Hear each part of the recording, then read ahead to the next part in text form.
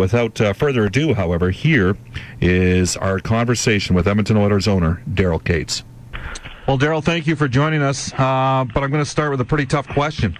The city is saying that you're trying to change the deal at the last minute by asking for some sort of subsidy to pay operating costs. Daryl, what's the story here? Well, thanks, Bob, for having me on, firstly. Yeah. What's come out of the city over the past several days is really unfair. And, it's totally counterproductive.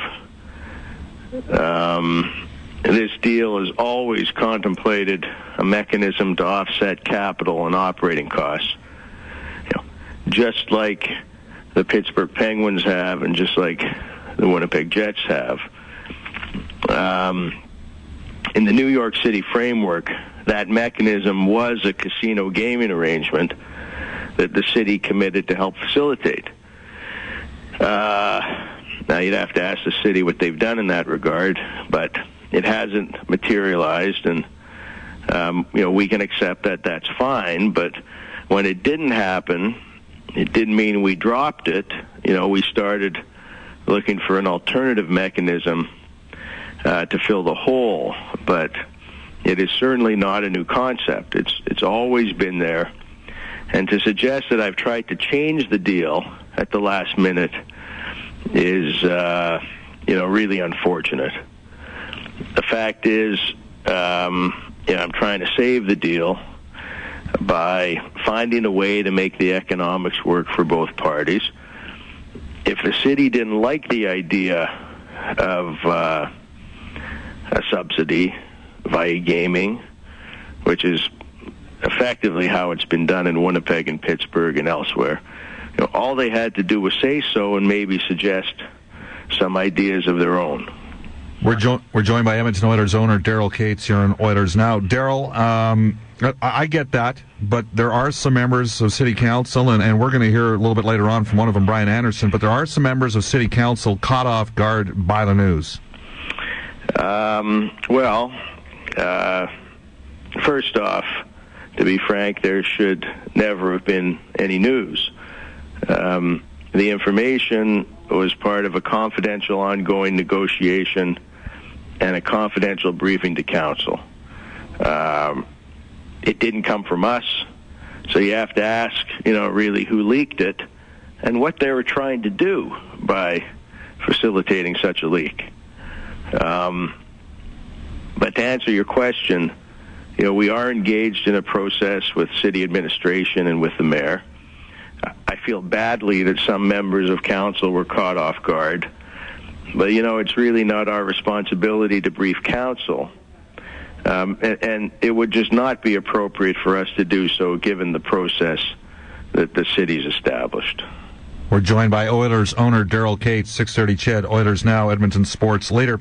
Daryl, everybody knows Edmonton needs a new arena. Why can't you build the new arena on your own? Or let's put this another way.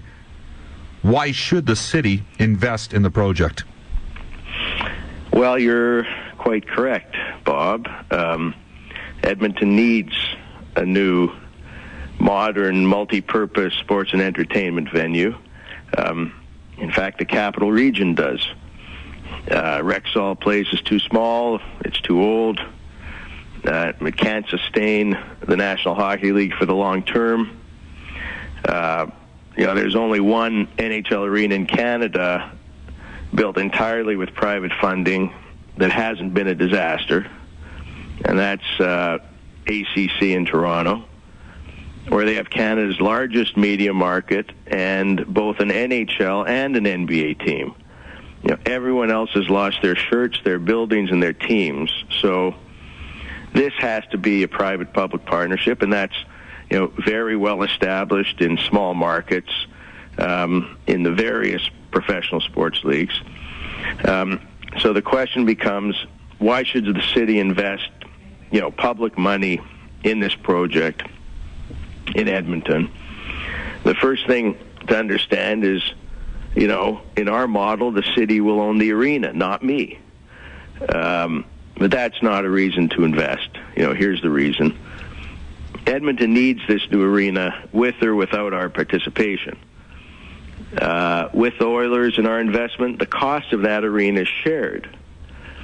Without the Oilers, Edmonton will still need a new arena, but the public will have to pay the full freight, just as it would have had to have paid, $250-odd million to refurbish Rexall Place, plus pay all of the capital and operating costs on an annual basis. So the Oilers really are the key to the arena, and the arena, of course, is a catalyst for a whole host of benefits to the city and to the public.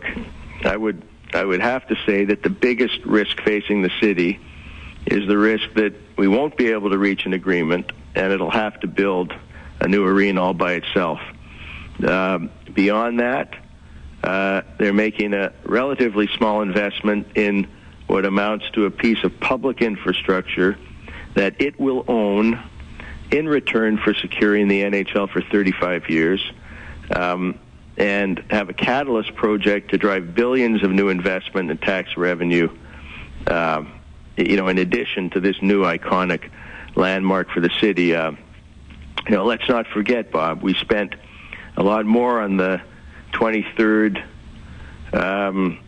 Avenue interchange that, we've committed to spend on the arena, and I think our budget for Expo 2017 was something like $2 billion.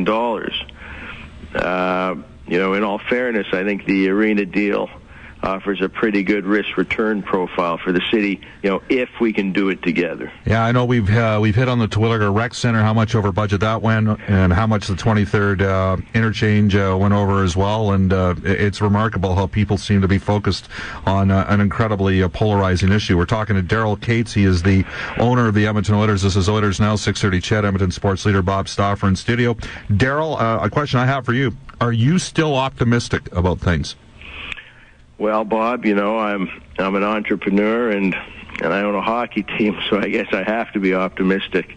The truth is that notwithstanding everything, we've never been more excited, about the potential for Edmonton, to have a world-class arena at the heart of a world-class sports and entertainment district, in the heart of a world-class city.